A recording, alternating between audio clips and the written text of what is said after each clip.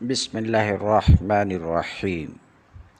باب العلم انواریہ educational society و جامعہ انواریہ حیدرآباد انڈیا کے زیر اہتمام بفضلہ تعالی الجامع لشعب الایمان للبیہقی کا درس قسط وار جاری ہے۔ گفتگو جاری ہے قربانی کے باب کے تحت، چنانچہ اسی باب کے ذیل میں حدیث نمبر 7339 آتی ہے۔ یہ حدیث مروی ہے حضرت حبش سے۔ وہ کہتے ہیں کہ میں حضرت علی رضی اللہ تعالی عنہ کے پاس حاضر ہوا، یعنی قربانی کے دن، عید الاضحیٰ کے دن، تو انہوں نے نماز عید پڑھی۔ اس کے بعد 2 مینڈھے لائے گئے۔ جب ان کو ذبح کرنے کا ارادہ کر لیا تو انہوں نے یعنی حضرت علی رضی اللہ تعالی عنہ نے یہ دعا پڑھی ذبح کرنے سے پہلے: انی وجہت وجہی للذی فطر السماوات والارض حنیفا مسلما وما انا من المشرکین ان صلاتی و نسکی و محیای و مماتی للہ رب العالمین لا شریک لہ و بذالک امرت و انا اول المسلمین بسم اللہ و اللہ اکبر و منک و لک۔ میرا خیال ہے، حبش کہتے ہیں کہ میرا خیال ہے کہ یہ بھی کہا تھا اللہم تقبل من فلاں۔ اس حدیث سے یہ بات معلوم ہوتی ہے کہ عید اضحیٰ کے دن سب سے پہلے نماز پڑھے اور نماز پڑھنے کے بعد قربانی کرے، جیسا کہ خود قرآن میں ہے فَصَلِّ لِرَبِّكَ وَانْحَرْ، اپنے رب کے لیے نماز پڑھیے اور قربانی کیجیے۔ حضرت علی نے ایسا ہی کیا، قربانی کرنے سے پہلے یہ دعا پڑھے جسے ابھی ابھی آپ نے سنا، اور پھر بسم اللہ اللہ اکبر کہہ کر جانور کو ذبح کرے۔ راوی کہتے ہیں کہ ذبح کرتے وقت یہ بھی حضرت علی نے کہا تھا اللہم تقبل من فلاں۔ اس کے بعد حضرت علی رضی اللہ تعالی عنہ نے اپنے غلام سے کہا اے قمبر، ان کو صدقہ کر دے، مگر صرف 2 رانے یا 2 ٹکڑے میرے لیے بھون لینا، ان میں سے مجھے نہیں معلوم کہ 1 مینڈھا یا 2 کہے تھے، بے شک میری کتاب میں 2 مینڈھے لکھا ہے۔ اس کے بعد راوی نے کہا کہ انہوں نے فرمایا ان کو ذبح کر کے صدقہ کر دو۔ حدیث نمبر 7340، ابن عمر رضی اللہ تعالی عنہ کہتے ہیں کہ میں نے رسول اللہ صلی اللہ علیہ وسلم کے ساتھ حج کیا۔ حجۃ الوداع میں جب یوم النحر ہوا تو رسول اللہ صلی اللہ علیہ وسلم نے 2 سفید بکرے سینگوں والے منگوائے اور ایک کو ذبح کر کے فرمایا یہ میری طرف سے ہے اور میرے گھر والوں کی طرف سے، اور دوسرے کو ذبح کر کے فرمایا یہ میری طرف سے ہے اور میری امت کی طرف سے۔ اس کے بعد میری طرف سے ہے اور میری امت کی طرف سے ہے، تو اس حدیث میں دیکھیے رسول اللہ صلی اللہ علیہ وسلم نے اس موقع پر بھی امت کا خیال رکھا اور امت کی طرف سے آپ صلی اللہ علیہ وسلم نے قربانی کی۔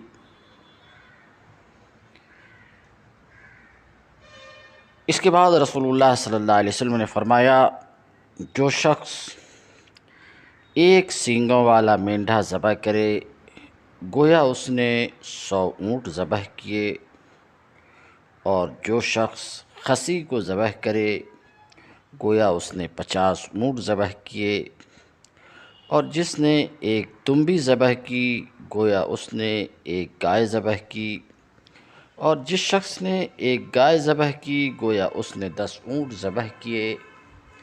امام بیہقی کہتے ہیں اس حدیث کی سند میں ایک راوی ابو بکر عیسیٰ ہیں، وہ مجہول ہے، وہ منکر روایات کرتے ہیں۔ اگر وہ صحیح ہو جو کچھ حدیث کے آخر میں ہے تو تاویل یہ ہوگی کہ ارادہ فرمایا ہے اللہ تعالیٰ اجر کو دوہرا کرنے کا۔ روایت نمبر 7341، سیدنا علی مرتضیٰ رضی اللہ تعالی عنہ سے روایت ہے، وہ فرماتے ہیں کہ مجھے رسول اللہ صلی اللہ علیہ وسلم نے حکم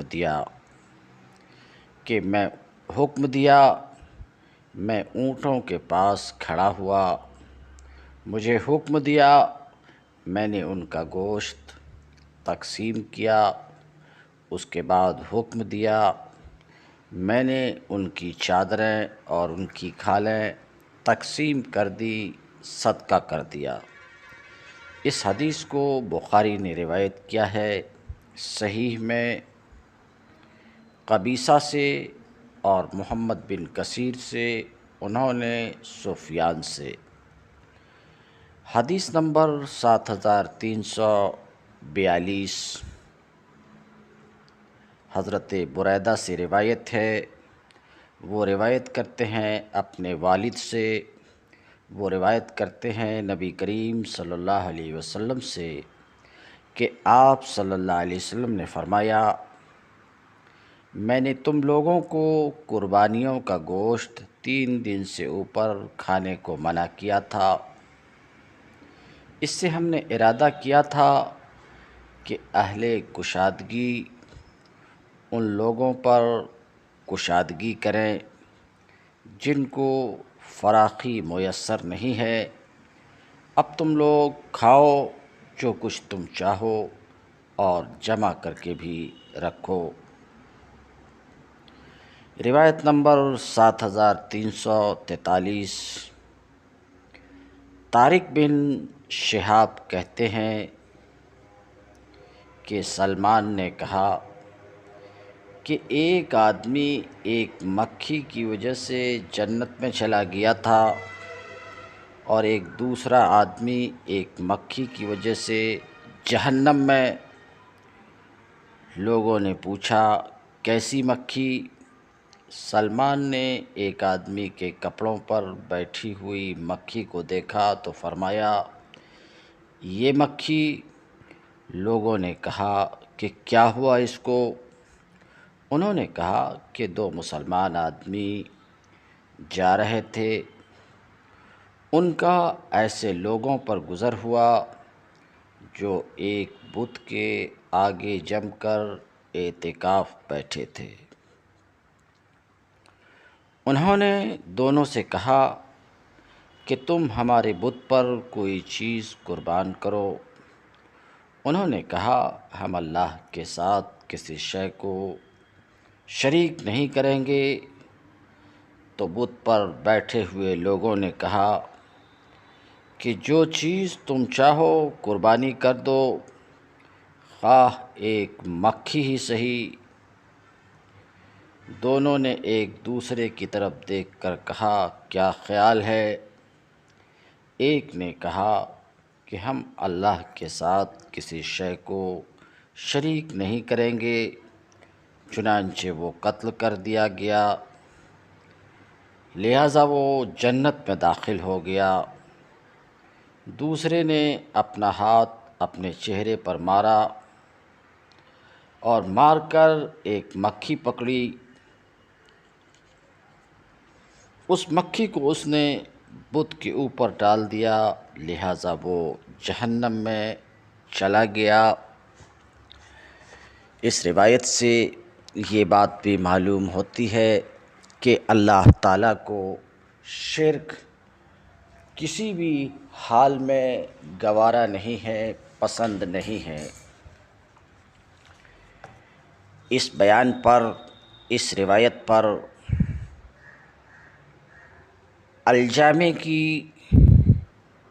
کہ 48ویں باب کا اختتام ہوتا ہے۔ اس کے بعد الجامع کا 49واں باب شروع ہوتا ہے۔ چنانچہ مصنف فرماتے ہیں: التاسع والاربعون من شعب الایمان وهو باب فی طاعت اولی الامر۔ ایمان کا 49واں شعبہ اولو الامر کی اطاعت کرنا۔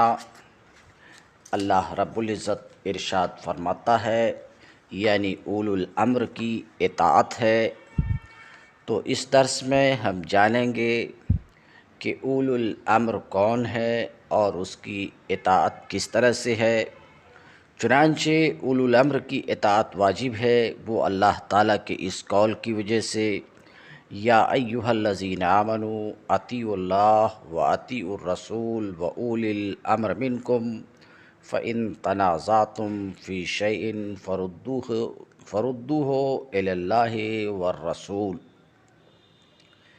اے ایمان لانے والو، اطاعت کرو اللہ کی اور اطاعت کرو رسول کی اور ان لوگوں کی جو تم میں سے صاحب امر ہوں، جو تم میں سے اولو الامر ہوں۔ یہ آیت یا ایھا الذین آمنوا اطیعوا اللہ واطیعوا الرسول واولی الامر منکم، اس آیت میں اسلام کے پورے مذہبی، تمدنی اور سیاسی نظام کی بنیاد اور اسلامی ریاست کے دستور کی اولین دفعہ ہے۔ اس آیت میں مستقل طور پر یہ باتیں درج ہیں۔ نمبر 1، اسلامی نظام میں اصل مطاع اللہ تعالیٰ ہے۔ اسلامی نظام میں دراصل جس کی اطاعت ہے وہ اللہ تعالیٰ کی ذات ہے۔ ایک مسلمان سب سے پہلے بندہ خدا ہے، باقی جو کچھ بھی ہے اس کے بعد ہے۔ مسلمان کی انفرادی زندگی اور مسلمانوں کے اجتماعی نظام دونوں کا مرکز و محور خدا کی فرمانبرداری اور وفاداری ہے۔ دوسری اطاعتیں اور وفاداریاں صرف اس صورت میں قبول کی جائیں گی کہ وہ خدا کی اطاعت اور وفاداری کے مد مقابل نہ ہوں، بلکہ اس کے تحت اور اس کے تابع ہوں، ورنہ ہر وہ حلقہ اطاعت توڑ کر پھینک دیا جائے گا جو اس اصلی و بنیادی اطاعت کا حریف ہو۔ یہی بات ہے جسے نبی کریم صلی اللہ علیہ وسلم نے ان الفاظ میں بیان فرمایا ہے: لا طاعت لمخلوق فی معصیۃ الخالق۔ خالق کی نافرمانی میں کسی مخلوق کے لیے کوئی اطاعت نہیں ہے۔ جس آیت کی ہم نے تلاوت کی اس آیت میں یہ بات بھی درج ہے کہ اسلامی نظام کی دوسری بنیاد رسول کی اطاعت ہے۔ یہ کوئی مستقل بذات اطاعت نہیں ہے، بلکہ اطاعت خدا کی واحد عملی صورت ہے۔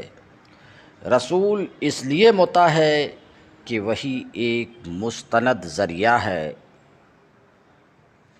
جس سے ہم تک خدا کے احکام و فرامین پہنچتے ہیں۔ ہم خدا کی اطاعت صرف اسی طریقے سے کر سکتے ہیں کہ رسول کی اطاعت کریں۔ کوئی اطاعت خدا رسول کی سند کے بغیر معتبر نہیں ہے، اور رسول کی پیروی سے منہ موڑنا خدا کے خلاف بغاوت ہے۔ اسی مضمون کو یہ حدیث واضح کرتی ہے کہ رسول اللہ صلی اللہ علیہ وسلم نے فرمایا، من اطاعنی فقد اطاع اللہ ومن عصانی فقد عصی اللہ۔ جس نے میری اطاعت کی اس نے اللہ کی اطاعت کی، اور جس نے میری نافرمانی کی اس نے خدا کی نافرمانی کی۔ اور یہی بات خود قرآن مجید میں پوری وضاحت کے ساتھ مذکور ہے۔ آیت جس کی ہم نے تلاوت کی ہے، اس آیت میں یہ بات بھی درج ہے، وَأُولِي الْأَمْرِ مِنْكُمْ۔ آیت پوری یہ ہے، یا ایھا الذین آمنوا اطیعوا اللہ واطیعوا الرسول وأولی الامر منکم۔ اس آیت میں یہ بات بھی درج ہے کہ دونوں اطاعتوں کے بعد، یعنی اللہ کی اطاعت اور رسول کی اطاعت کے بعد، اور ان کے ماتحت تیسری اطاعت جو اسلامی نظام میں مسلمانوں پر واجب ہے، وہ اولی الامر کی اطاعت ہے، جو خود مسلمانوں میں سے ہوں۔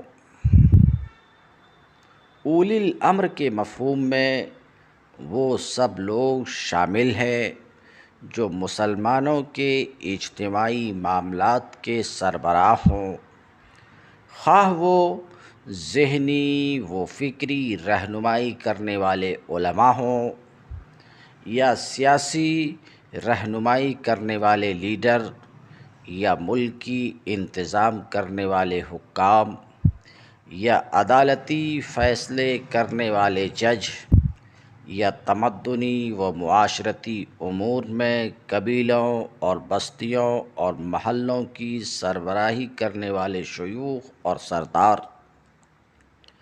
غرض جو جس حیثیت سے بھی مسلمانوں کا صاحب امر ہے، وہ اولو الامر میں داخل ہے اور وہ اطاعت کا مستحق ہے، اور اس سے نزاع کر کے مسلمانوں کی اجتماعی زندگی میں خلل ڈالنا درست نہیں ہے، بشرطے کہ وہ خود مسلمان کے گروہ میں سے ہو اور اللہ و رسول کا مطیع و فرما بردار ہو۔ یہ دونوں شرطیں اس اطاعت کے لیے لازمی شرطیں ہیں، اور یہ نہ صرف آیت مطلوعہ، آیت مذکورہ میں صاف طور پہ درج ہیں، بلکہ حدیث میں نبی کریم صلی اللہ علیہ وسلم نے ان کو پوری شرح و بسط کے ساتھ بیان کر دیا۔ مثلاً رسول اللہ صلی اللہ علیہ وسلم کا ارشاد، السمع والطاعۃ علی المرء المسلم فیما احب وکرہ ما لم یؤمر بمعصیۃ فاذا امر بمعصیۃ فلا سمع ولا طاعۃ فلا سمع ولا طاعۃ۔ اللہ کے رسول صلی اللہ علیہ وسلم فرماتے ہیں، مسلمان کو لازم ہے کہ اولی الامر کی بات سنے اور مانے، خواہ اسے پسند ہو یا ناپسند، تا وقتے کہ اسے معصیت کا حکم نہ دیا جائے اولی الامر کی طرف سے، اور جب اسے معصیت کا حکم دیا جائے تو پھر اسے نہ کچھ سننا چاہیے نہ ماننا چاہیے۔ یہ حدیث بخاری اور مسلم دونوں میں ہے۔ اسی طریقے سے بخاری اور مسلم میں یہ حدیث بھی ہے، لا طاعۃ فی معصیۃ انما الطاعۃ فی المعروف۔ اللہ اور رسول کی نافرمانی میں کوئی اطاعت نہیں ہے۔ اطاعت جو کچھ بھی ہے معروف میں ہے، نیکی کے کام میں ہے۔ نیز ایک حدیث میں یہ ہے، یکون علیکم امراء، کہ حضور صلی اللہ علیہ وسلم نے فرمایا تم پر ایسے لوگ بھی حکومت کریں گے جن کی کچھ باتوں کو تم معروف پاؤ گے اور بعض کو منکر، کچھ باتوں کو اچھی پاؤ گے اور کچھ باتوں کو بری پاؤ گے۔ تو جس نے ان کے منکرات پر، بری باتوں پر اظہار ناراضگی کیا وہ بری الذمہ ہوا، اور جس نے ان کو ناپسند کیا وہ بھی بچ گیا، مگر جو ان پر راضی ہوا اور پیروی کرنے لگا وہ ماخوذ ہوگا، اس سے مواخذہ ہوگا۔ صحابہ نے پوچھا پھر جب ایسے حکام کا دور آئے تو کیا ہم ان سے جنگ نہ کریں؟ آپ نے فرمایا نہیں، جب تک وہ نماز پڑھتے رہیں۔ یہاں نماز نہ چھوڑنا، ترک صلاۃ سے کیا مراد ہے؟ تو ترک نماز وہ علامت ہوگی جس سے صریح طور پر معلوم ہو جائے گا کہ وہ اطاعت خدا اور اطاعت رسول سے باہر ہو گئے ہیں، پھر ان کے خلاف جد و جہد کرنا درست ہوگا۔ ایک دوسری حدیث میں ہے، شرار ائمتکم الذین تبغضونہم ویبغضونکم الحدیث۔ حضور نے فرمایا تمہارے بدترین سردار وہ ہیں جو تمہارے لیے مبغوض ہوں اور تم ان کے لیے مبغوض ہو، تم ان پر لعنت کرو وہ تم پر لعنت کریں۔ صحابہ کرام نے عرض کیا یا رسول اللہ، جب یہ صورت ہو تو کیا ہم ان کے مقابلے پر نہ اٹھیں؟ فرمایا نہیں، جب تک وہ تمہارے درمیان نماز قائم کرتے رہیں، جب تک وہ تمہارے درمیان نماز قائم کرتے رہیں، نہیں جب تک وہ تمہارے درمیان نماز قائم کرتے رہیں تمہیں اس سے جنگ نہیں کرنی ہے۔ اس حدیث میں اوپر والی شرط کو اور زیادہ واضح کر دیا گیا ہے۔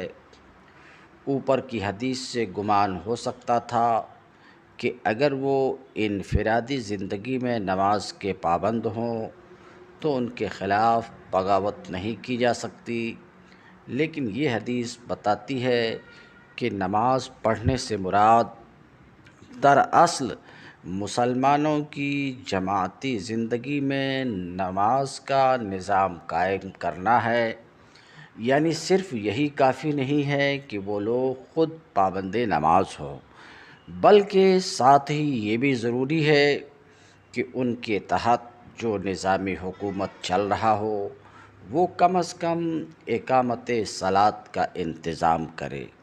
یہ اس بات کی علامت ہوگی کہ ان کی حکومت اپنی اصولی نوعیت کے اعتبار سے ایک اسلامی حکومت ہے، ورنہ اگر یہ بھی نہ ہو تو پھر اس کے معنی یہ ہوں گے کہ وہ حکومت اسلام سے منحرف ہو چکی ہے اور اسے الٹ پھینکنے کی صحیح کوشش مسلمانوں کے لیے جائز ہو جائے گی۔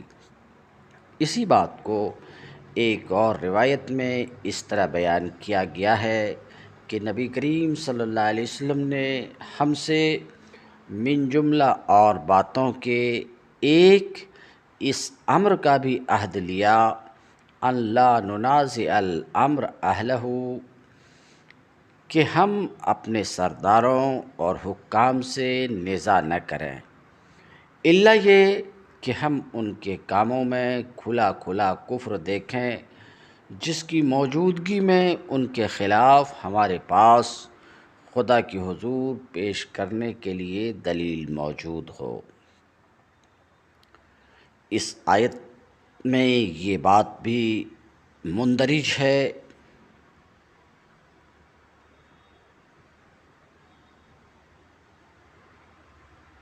کہ اسلامی نظام میں اللہ کا حکم اور رسول کا طریقہ بنیادی قانون اور آخری سند کی حیثیت رکھتا ہے۔ مسلمانوں کے درمیان یا حکومت اور رعایا کے درمیان جس مسئلے میں بھی نساوا کی ہوگی، اس میں فیصلے کے لیے قرآن و سنت کی طرف رجوع کیا جائے گا، اور جو فیصلہ وہاں سے حاصل ہوگا اس کے سامنے سر تسلیم خم کر دیں گے۔ اسی طرح تمام مسائل زندگی میں کتاب اللہ اور سنت رسول اللہ کو سند اور مرجع اور حرف آخر تسلیم کرنا اسلامی نظام کی وہ لازمی خصوصیت ہے جو اسے کافرانہ نظام زندگی سے ممتاز کرتی ہے۔ جس نظام میں یہ چیز نہیں پائی جائے، بالیقین وہ ایک غیر اسلامی نظام ہے۔ اس موقع پر بعض لوگ یہ شبہ پیش کرتے ہیں کہ تمام مسائل زندگی کے فیصلے کے لیے کتاب اللہ و سنت رسول کی طرف کیسے رجوع کیا جا سکتا ہے، جبکہ میونسپلٹی اور ریلوے اور ڈاک خانے کے قواعد و ضوابط اور ایسے ہی بے شمار معاملات کے احکام سرے سے وہاں موجود ہی نہیں ہیں۔ لیکن در حقیقت یہ شبہ اصول دین کو نہ سمجھنے سے پیدا ہوتا ہے۔